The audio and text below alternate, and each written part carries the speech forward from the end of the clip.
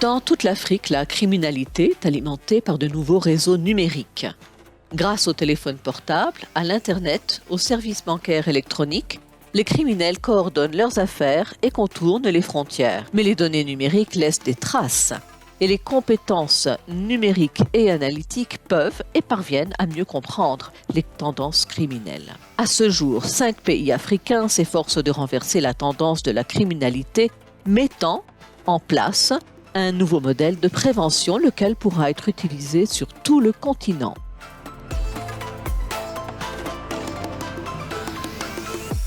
En 2018, Interpol, par le biais du cadre du projet INACT, financé par l'Union européenne, a ouvert 5 unités d'analyse du renseignement criminel dans 5 pays africains.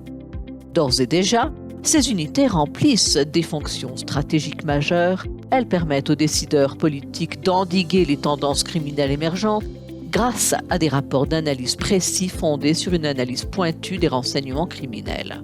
Pour l'élaboration de chaque rapport, l'Interpol fournit des conseils et des ressources. Interpol a aussi fourni des équipements et des logiciels d'analyse. L'élément le plus important est le processus de sélection, de formation intensive des analystes mis en place par Interpol.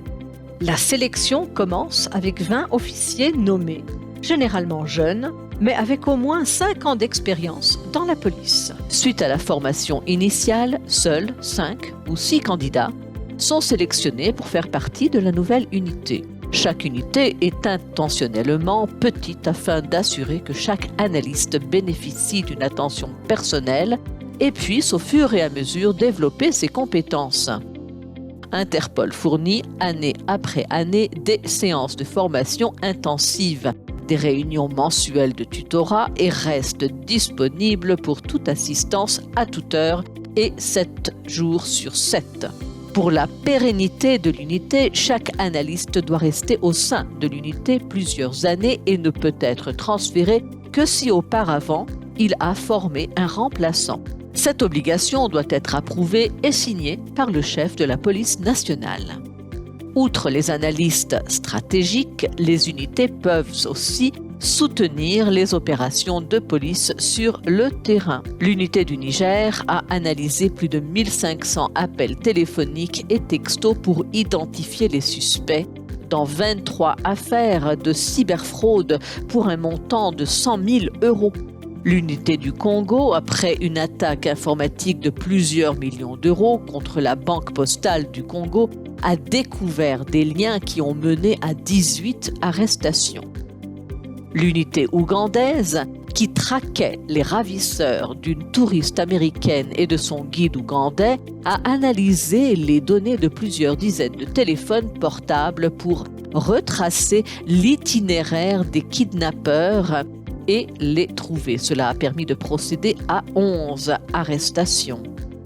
L'unité du Malawi a découvert une tragédie portant sur la traite d'êtres humains. En analysant des comptes téléphoniques et bancaires, l'unité a détecté d'importantes connexions criminelles entre l'Afrique orientale et l'Afrique australe et a pu rédiger un rapport sans précédent quant à ce sujet. L'unité du Gabon est celle qui est la plus récente. Elle a déjà commencé à générer des rapports en créant par exemple un cadre numérique pour mettre fin aux escroqueries liées à l'utilisation de l'argent mobile. Étant donné les débuts prometteurs des 5 unités au sein de 5 pays très différents, quelles autres perspectives ce projet peut-il offrir pour renforcer davantage les capacités en matière du renseignement criminel ? Ce qui est important, ce n'est pas tant l'équipement, mais plutôt les capacités, l'engagement et l'esprit de corps des membres de l'unité. L'éthique du service est également cruciale. Les nouvelles unités offrent divers produits et services qui positionnent les autres départements de police et de sécurité comme clients internes.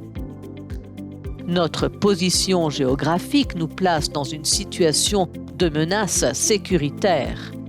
Nous avons donc connu une prolifération d'unités spécialisées et de stratégies de sécurité isolées. Désormais, l'unité d'analyse contribue à la mise en place d'un mécanisme plus organisé de lutte contre la criminalité. Le rêve d'une Afrique plus sûre contre le crime organisé n'est pas encore gagné. Toutefois, les 5 nouvelles unités d'analyse du renseignement criminel basées en Afrique nous rapprochent de cet idéal. Avec l'aide d'Interpol, les unités vont gagner en autonomie, ce qui est essentiel pour la pérennité et l'avenir de l'analyse du renseignement criminel dans les pays. Il est essentiel de soutenir la création de nouvelles unités d'analyse en Afrique pour que cette expertise fasse partie intégrante de la pratique policière en Afrique. Le projet possède une vision à long terme où les efforts déployés actuellement auront un impact durable pour l'avenir.